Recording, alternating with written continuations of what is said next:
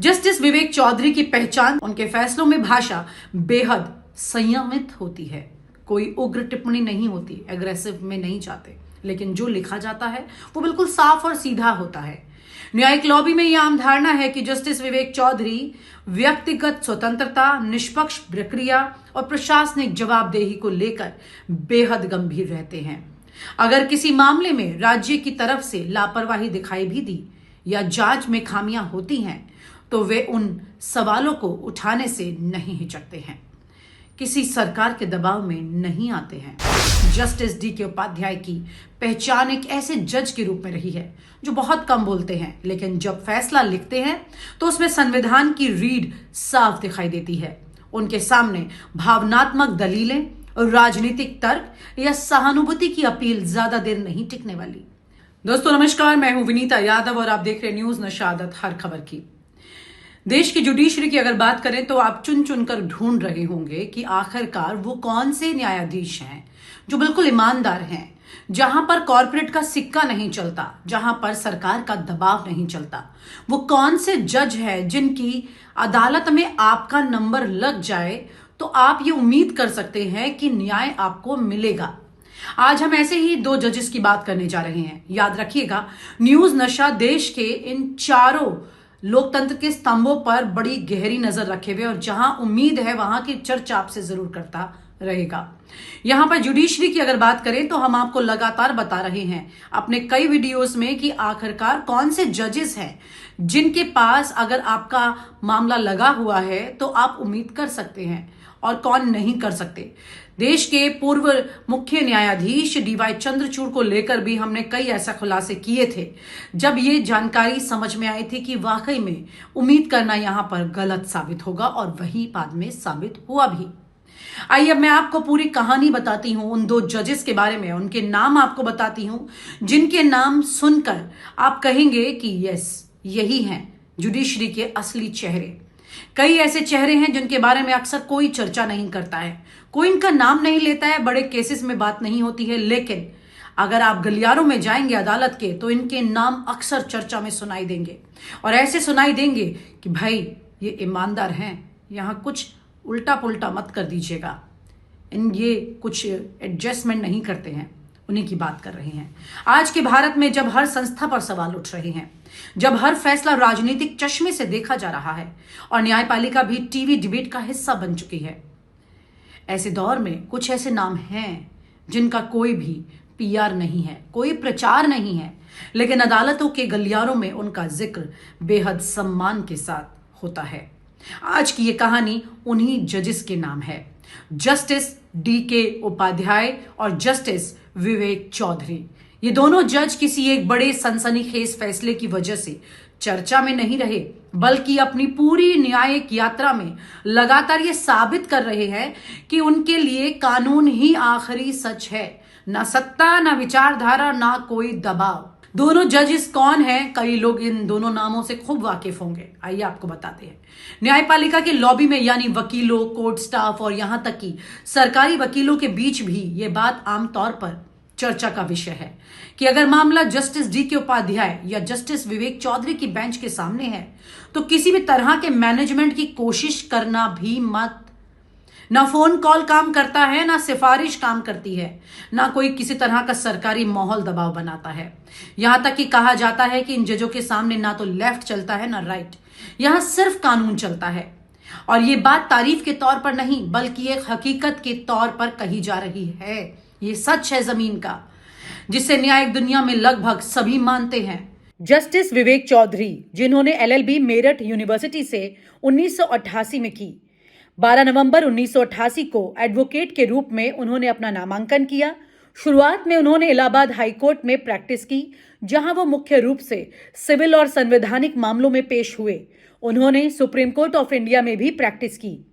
20 फरवरी 2017 को उन्हें added as additional जज के तौर पर नियुक्त किया गया। 14 मार्च 2018 को वो परमानेंट जज बन गए। 14 जुलाई 2025 को सुप्रीम कोर्ट कोलेजियम की सिफारिश के बाद इलाहाबाद हाईकोर्ट से दिल्ली हाईकोर्ट में जज के रूप में ट्रांसफर हुए। उन्होंने 21 जुलाई 2025 को दिल्ली हाईकोर्ट में शपथ ली। विवेक चौधरी को सिविल और संवैधानिक मामलों में अनुभव रखने वाला जज माना जाता है। दिल्ली हाईकोर्ट में वो कई महत्वपूर्ण डिवीजन बेंच मामलों में बैठे हैं, जैसे कि लिखित आदेश और संवैधानिक और आपराधिक मामलों की सुनवाई। जस्टिस विवेक चौधरी की पहचान उनके फैसलों में भाषा बेहद संयमित होती है। कोई उग्र टिप्पणी नहीं होती, एग्रेसिव में नहीं जाते, लेकिन जो लिखा जाता है वो बिल्कुल साफ और सीधा होता है। न्यायिक लॉबी में यह आम धारणा है कि जस्टिस विवेक चौधरी व्यक्तिगत स्वतंत्रता, निष्पक्ष प्रक्रिया और प्रशासनिक जवाबदेही को लेकर बेहद गंभीर रहते हैं। अगर किसी मामले में राज्य की तरफ से लापरवाही दिखाई भी दी या जांच में खामियां होती हैं, तो वे उन सवालों को उठाने से नहीं हिचकते हैं, किसी सरकार के दबाव में नहीं आते हैं।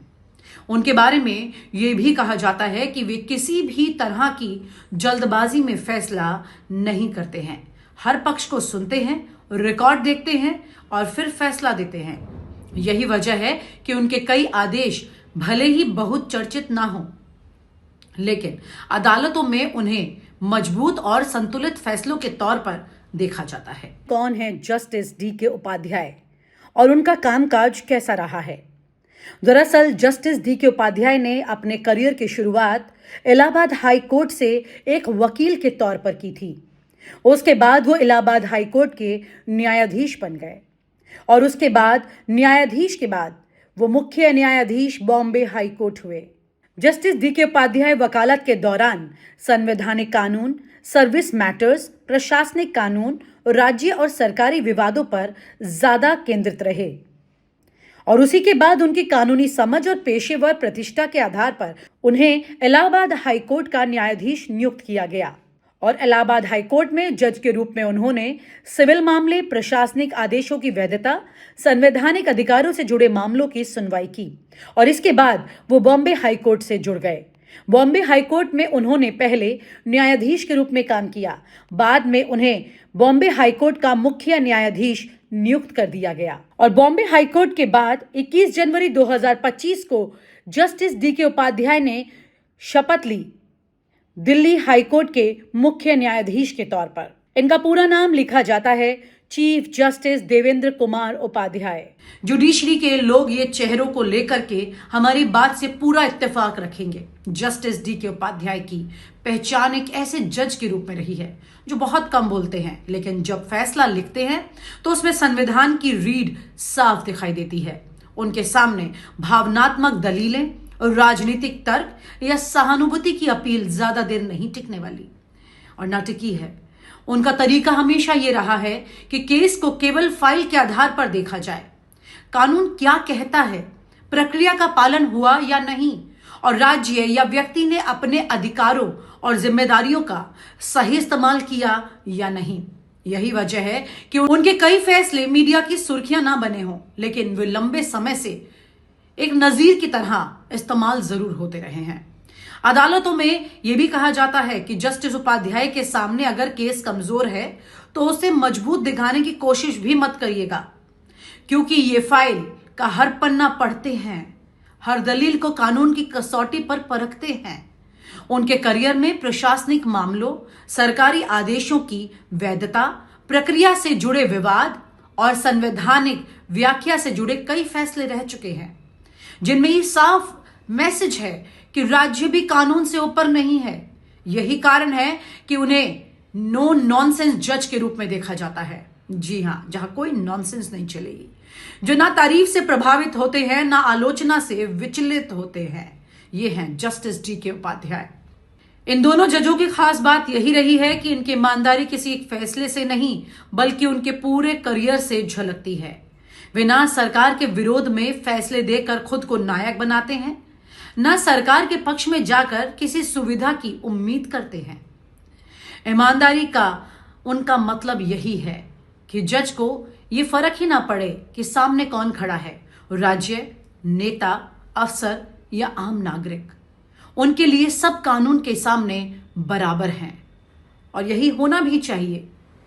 आज के समय में जब न्यायपालिका पर दबाव की बातें हो रही हैं, जब संस्थाओं की स्वतंत्रता पर बहस चल रही है, ऐसे में जस्टिस डी.के. उपाध्याय और जस्टिस विवेक चौधरी ये ऐसे नाम हैं जो भरोसा दिलाते हैं कि सिस्टम पूरी तरह से नहीं टूटा है, ये जज कोई नायक की तरह पेश नहीं किए जाते हैं, ना ही खुद को सुर्खियों में रखते हैं, लेकिन यही उनकी सबसे बड़ी ताकत है। वो चुपचाप अपना काम करते हैं और न्यायपालिका की साख को अंदर से संभाले हुए हैं। ऐसे ही जजेस की इस देश को जरूरत है। अदालतों में अक्सर कहा जाता है कि ऐसे जज सिस्टम को बचाते हैं क्योंकि वो किसी एक समय के लिए नहीं बल्कि आने वाले वर्षों के लिए कानून को मजबूत करने का काम कर रहे हैं।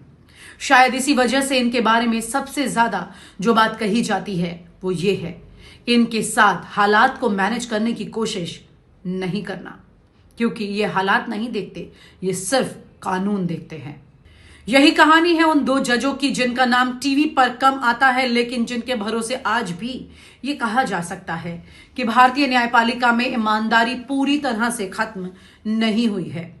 तो आप भी खुश हो जाइएगा अगर किसी वजह से आपका कोई मामला इनकी अदालत के दरवाजे तक चला जाए। उस दरवाजे पर आपका हौसला बुलंद होगा। अगर आप सही हैं, सच्चे हैं, तो ये जज आपकी सच्चाई को जरूर देखेंगे। और आप हमसे जुड़े रहने के लिए सब्सक्राइब करें YouTube पर, फॉलो करें Twitter पर और लाइक करें Facebook पर। और ज्यादा जानकारी के लिए आपको टाइप करना होगा सिर्फ न्यूज़ नशा।